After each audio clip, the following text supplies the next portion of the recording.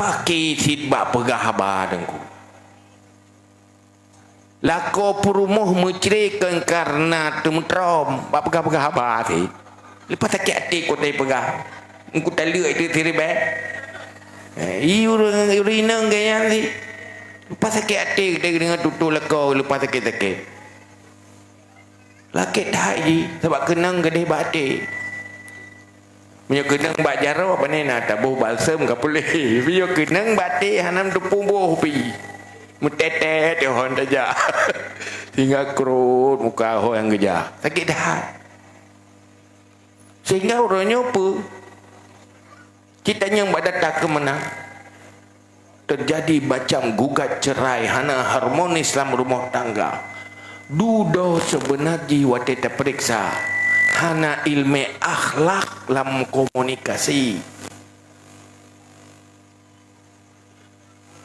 Dudo yuragam memang kelebihan ikannya.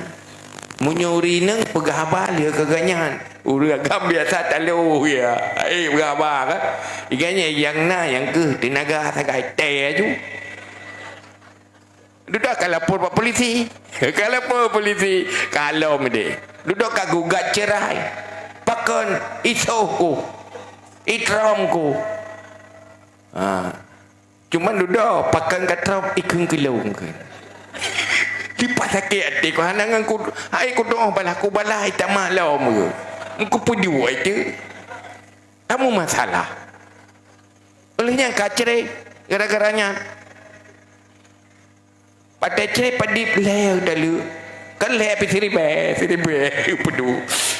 Ni dalu ke delong leh. Pu leh siribe ku dalu aku.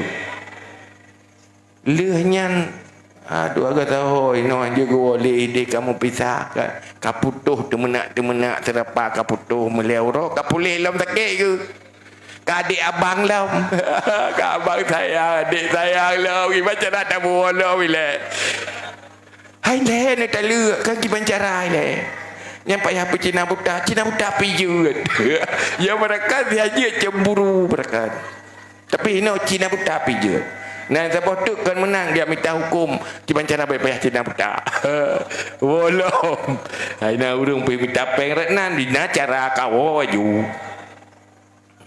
Nah kemenang-menang kejadian. Berangkat Pak kegagalan etika komunikasi karena tidak serius dididik ilmu Islam tentang cara menutup. Ini apa yang berdoa? Putahan.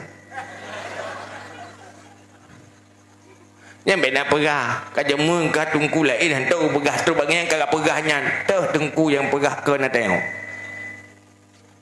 Mandum tunggu perhatian dia. Mahal tu main perbuat raw ni. Aten tak perbuat tengok ni.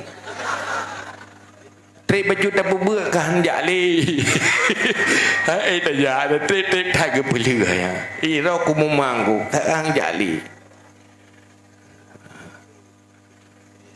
Amur no tanya.